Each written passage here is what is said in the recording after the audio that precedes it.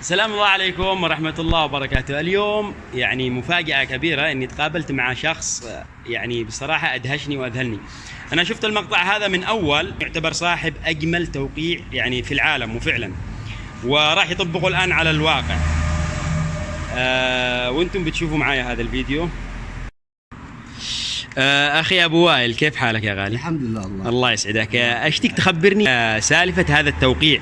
صراحة أنا شفت الفيديو هذا في قنوات ومرة شفته في اليوتيوب، الناس يقولون أن الشخص هذا سوداني اللي عمل هذا التوقيع. بصراحة هذا التوقيع لسوداني، وهذا التوقيع أنا وحدثها بالرياض في بنك الريحي فرع البديعة. نعم.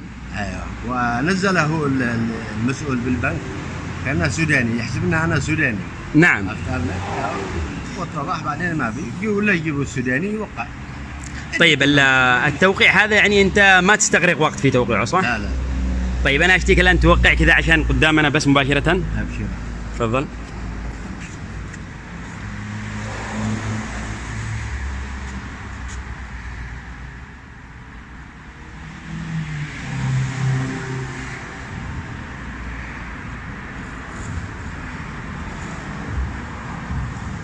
هذا تاريخ اليوم كم؟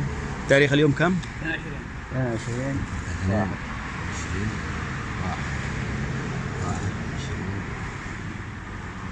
هذا إن شاء الله.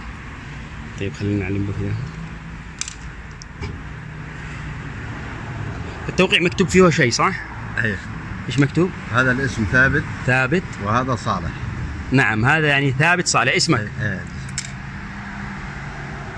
طيب أبو وائل، التوقيع هذا يعني أنت من أول بداية ولا أنت يعني استلهمته استلهام أو كيف كانت بدايته؟ هذا التوقيع حق تخصص وما نذكر أي تخصص كاملك، وهذا التوقيع من أول يعني كان يعتبر هذا توقيعك الرسمي توقع به على أشياء بالبنك، يعني يعتبر توقيعك من زمان من أول من زمان. ما قلدت مثلا رسمة معينة أو تقليد لتوقيع أو شيء؟ لا، هذا التوقيع وما حد قلده هذا إلا بعدين قلده. طيب ايش تبي انك توقع لي توقيع ثاني كذا كهدية لي للذكرى بس؟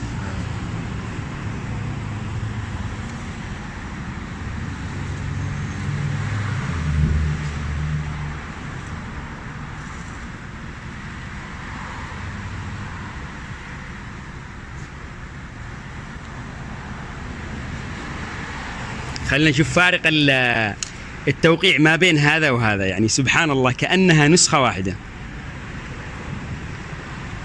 بصراحة يعتبر هذا أجمل توقيع شفته في حياتي. هذا أخي أبو وائل صح؟ العمر كم؟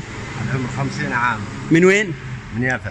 من يافع؟ أي من يافع. نعم، لك التحية يا أبو وائل على أجمل توقيع بصراحة. الله يحفظك. وهذه راح احتفظ بها لي إن شاء الله للذكرى.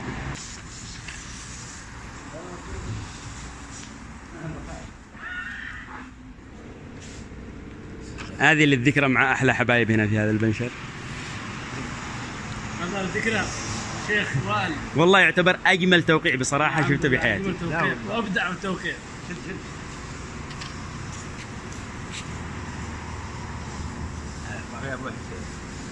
أبو حسين